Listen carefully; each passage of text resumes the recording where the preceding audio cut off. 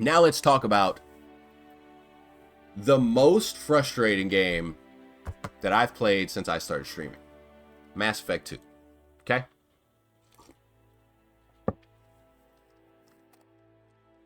Oh. God damn, bro. Anyway, I got like and in case y'all are wondering, I guess I didn't even think about to explain it. I got facial tics, like shit that goes on. When I was really young, they diagnosed me with ADHD, and so they gave me a bunch of Ritalin and Adderall type shit when I was like 5 years old, up until I was like 16. And one of the side effects is that sometimes I just shake my head or I blink my eyes a bunch, and it's just facial tics, man. And there's nothing I can do about it. But I figured just so y'all know, so we're not, y'all don't think I'm over here doing meth or something. That might be a fun stream, the meth stream. We could do that. Don't tell my girl though. Anyway, so let's talk about Mass Effect 2. The story in Mass Effect 2, another 10 out of 10, my guy. I gotta say, the collectors as an enemy, be working for somebody who used to not be an ally in the old game. Like I said, I don't want to spoil too much of the game, but Mass Effect 2's story is way better than 1 in one simple way. It's that choices do matter in Mass Effect 2. They matter a lot. Now, choices in Mass Effect 1 matter more in 2 and 3 than they do in 1, but Mass Effect 2, there's a companion system in Mass Effect 2 where each of your companions will give you a quest, something that is close to their heart, personal to them. You do that quest, they become what's called loyal, and they get a little circle around them under the character select that lets you know they're now a loyal member of your team. Now, what does that mean? Well, what that means is on the final mission that you have to do in Mass Effect 2, that character is more likely to survive that mission. That's the short end of it.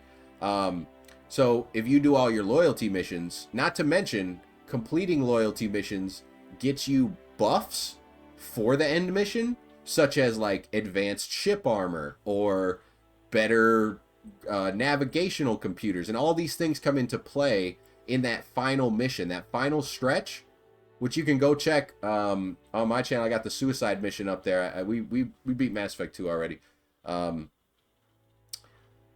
Based on how you do, your allies can die, they can give up, they can leave your team. So making them loyal makes the ending a lot more satisfying. And that also bleeds into 3, because a lot of the characters in 2 are characters that were in 1 and are characters that are in 3. And if they live through the second game, then you get to see them in 3. And some of them even join your team again. Ain't that crazy? So I would say Mass Effect 2's story is a 10 out of 10. Really engaging, really fun, and really satisfying. Like you're constantly trying to figure out what's going to happen next in Mass Effect 2. And it's all connected, but you don't really realize how connected it is until you get halfway through 2, or even just like a quarter of the way into 3. You start to realize how all 3 games are connecting this giant puzzle together and making this overarching story about everything that's happening. Now, with that being said, let's talk about Mass Effect 2's combat. Now, I sat here for a while with my Dragon Age review, and I was telling you Dragon Age 2, and I was telling y'all how the combat is ass. I would say that Mass Effect 2, I really got to think about this one. I really got to think about this, because I don't want to sound like a lunatic, but I'm also fresh off beating the game, so it's not like I'm unequipped to talk about this. Mass Effect 2 has the worst experience combat-wise out of all of the Mass Effect games, including Andromeda. I haven't beaten Andromeda on Insanity, but if that changes, I'll let y'all know in another video / stream. So here's the problem with Mass Effect 2. You've got a couple problems. The first problem is the enemies never miss. In the first game, there was some tactics to combat. You would take cover, your allies would take cover. You'd send your Krogan up, he gets shot at, you move up, right? That's how you kind of made it through every mission. You just slowly, carefully, one enemy at a time, one cover at a time, made your way through the system. And it worked. Mass Effect 2, no. If you're playing it on Insanity, here's what you are going to deal with. You're going to deal with all enemies at all times, targeting you if you're out of cover. If they're shooting your ally and you pop out of cover to shoot them, they are going to blink to you like a Black Ops 2 fucking max difficulty NPC, and just, and they won't miss. They will not miss. Your shield will be down in 2 hits. Your health will be down in 2 more. It's super lazy. It's a super lazy way to program a shooter, and it's a way a lot of people program shooters, and it's just not satisfying. It's not realistic. I mean, okay, it's realistic in the sense that if you get shot, you would die, yes, but it's not realistic that all enemies you're ever going to face ever have perfect accuracy and never miss and shoot you behind walls, and then like on top of that, you've got abilities that blow up. Like if you're in cover right here, here's you, right? Or I'm sorry, here's the cover, and then here's you, and you're like taking cover behind and then you're like popping up to be like bow bow bow bow bow, and then you're going. They'll blow up an ability on this side of the wall that will knock you back off of that side of the wall, and then they'll just boop, and you're dead. So that's the first thing. The combat at Mass Effect 2 is super unbalanced on Insanity. I wouldn't say it's unfun. It's a lot more. Let me get through the bad, and then we'll talk about the good. I don't want to keep jumping back and forth. So that's the first thing. The second thing I would say about Mass Effect 2's combat that is not good is the ammo, or the lack of it. Now, in Mass Effect 1, like I said, they have a heat system. You never run out of ammo. You just overheat your gun. You can't shoot it for a few seconds. And in that moment, you just switch to another gun and shoot it anyway. You know what I'm saying? No big deal. In Mass Effect 2, you have to find ammo. Now, I'm sure you're wondering the same thing I was wondering. Man, we're in this super futuristic space world on multiple planets, and we're still scrounging for ammo like it's Tom Clancy's The Division. Yeah, I thought that too. It's just more laziness by BioWare, which, as you'll find, if you play Dragon Age 1 and Mass Effect 1, and then you play Dragon Age 2 and Mass Effect 2, you will see how lazy they got in those games.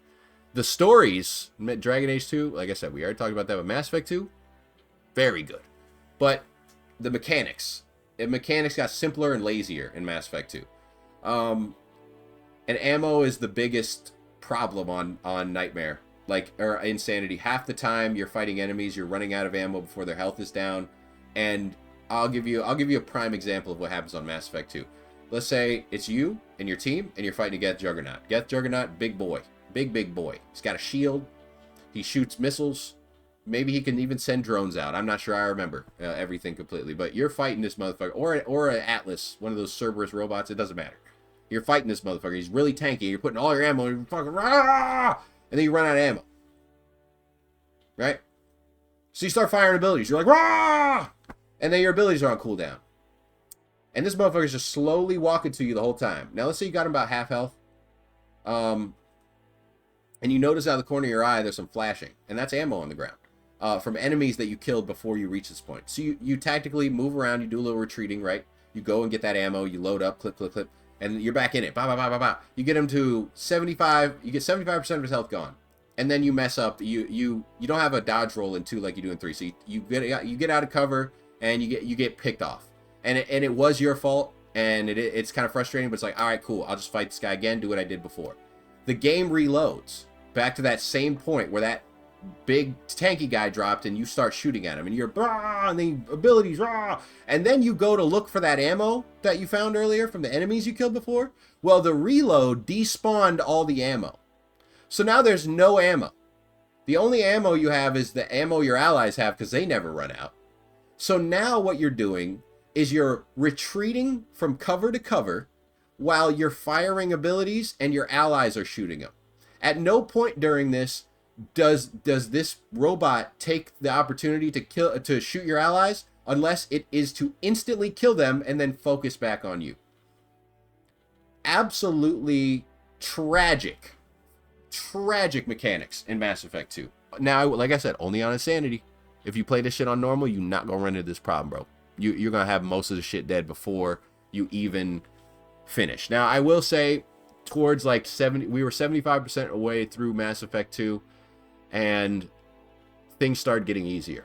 Like, we were more powerful, it took less bullets, but the lack of ammo was consistent through the whole game. And I think the main thing with that is reloading. So you just don't, if you don't want to have that problem that I had with the ammo on Mass Effect 2, just don't ever die. Just never die. That's the only solution I can come up with, because then the ammo won't despawn, so you can always fall back to reload, right?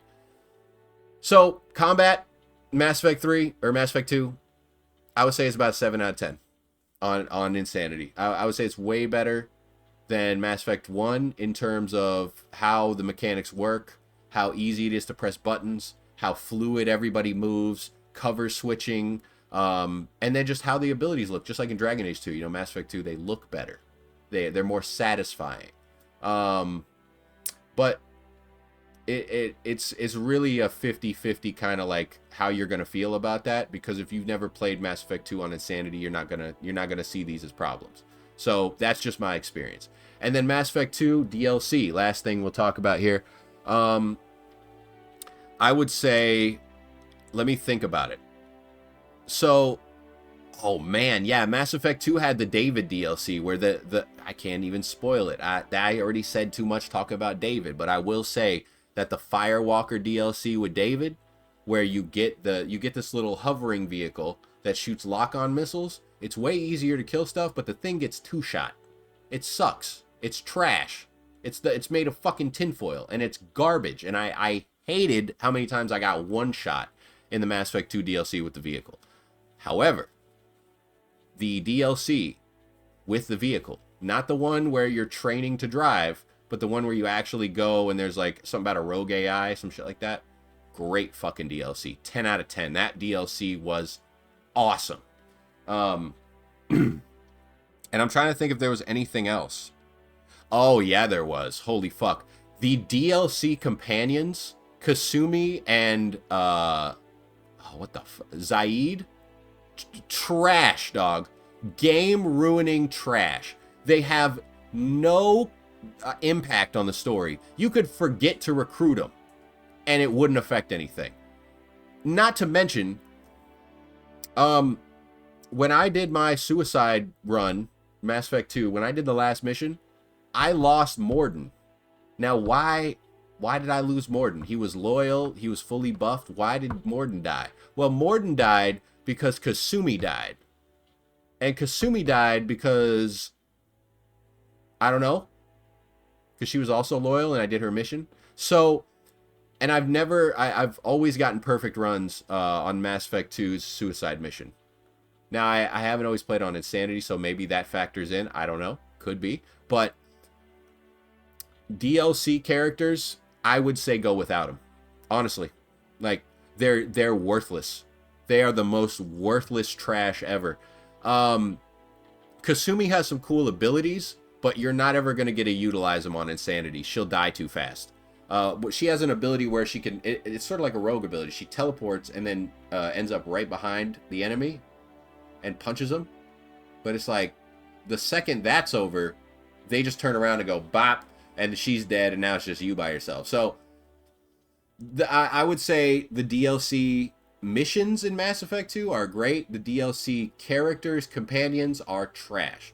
And with that, I would say that Mass Effect 2 probably deserves an 8 out of 10. I know, I said that it was the most frustrating experience I had. But not even close to how bad Dragon Age 2's story was, Doug. Not even fucking... not even in the same universe. Because here's the thing that Mass Effect does that I love. It's the same guy in all three games. It's Commander motherfucking Shepard. All the games except Andromeda. So when you're playing 2, it's kind of like playing Halo 2 on Legendary. Halo 2 on Legendary is, for most people, it was one of the hardest games on Legendary. It was for me. Because, Reach and 3, that was... ODST was harder than fucking Reach and 3, but it wasn't even close to Halo 2, right? But just because Halo 2 was the hardest game didn't make it any less great or fun. It just made it more frustrating. And I would say Mass Effect 2 kind of falls along those same guidelines for me. Like, all of the things that pissed me off in Mass Effect 2 did not take away from how great the game experience was and how satisfying it was coming into 3 with all of that. And with that, I would like to thank you for listening to my little game reviews here.